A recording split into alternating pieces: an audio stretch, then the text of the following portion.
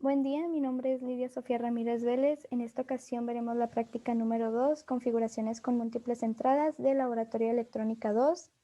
En este analizaremos 4 circuitos, los 2 primeros son sumadores. En estos hay varias alimentaciones y resistencias conectadas a un mismo nodo del amplificador. En este caso están conectadas al nodo inversor, por lo que lo hace un sumador inversor. Y acá de este lado tenemos un sumador no inversor por el nodo al que está conectado. Estos últimos 2 circuitos son restadores. En estos se utilizan las 2 terminales del amplificador, tanto la inversora como la no inversora. Mientras se hacen las simulaciones en Proteus, también se analizarán los cálculos para verificar que sea el mismo resultado. Entonces vamos a empezar con el sumador inversor. Esto es, como ya se mencionó, debido a que las resistencias y los voltajes de alimentación están únicamente conectados al nodo inversor.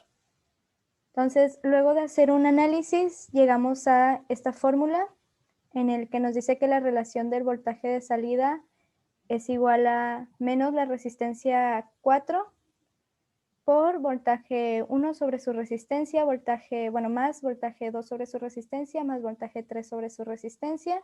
Decidí ponerle los mismos valores tanto a los voltajes de alimentación como a las resistencias.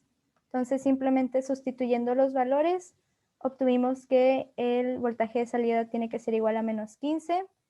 Podemos ver que en Proteus su valor es de menos 13.9, pero esta diferencia puede deberse a que el voltaje de alimentación del amplificador, también conocido como el voltaje de saturación, es menos 15 y generalmente, como no puede amplificar más de este voltaje de saturación, se queda por 1 volt por debajo, aproximadamente menos 14 volts. Aquí vemos un menos 13.9.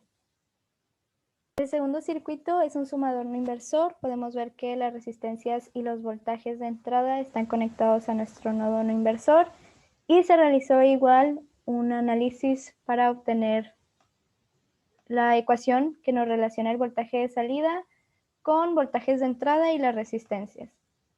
Entonces se analizó primero el nodo inversor y luego el nodo no inversor. Entonces llegamos a esta ecuación y simplemente se sustituyen los valores. Aquí tienen exactamente los mismos datos, voltajes de entrada de 5 volts y las resistencias de 10 kiloohms.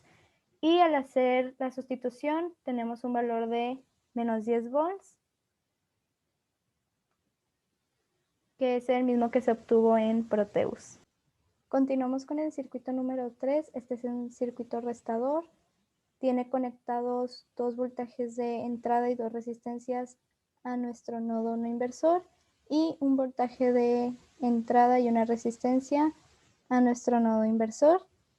Entonces se hizo el mismo análisis que se ha estado haciendo a lo largo de la práctica. Primero el nodo inversor, el nodo no inversor. Se hacen relaciones y se utilizan propiedades del amplificador operacional para llegar a una ecuación que nos relacione el voltaje de salida con voltajes y resistencias de entrada. Se sustituyen los valores para comprobar que este análisis y la simulación en Proteus nos arrojan el mismo resultado. Y al sustituir los valores nos dice que el voltaje de salida tiene que ser de 5 volts, como se puede ver en Proteus. Finalmente, el circuito número 4, este también es un circuito restador. A diferencia del circuito anterior, podemos ver que ahora los 2 voltajes de entrada y las 2 resistencias están conectadas a nuestro nodo inversor y el nodo no inversor solo tiene un voltaje de entrada y una resistencia.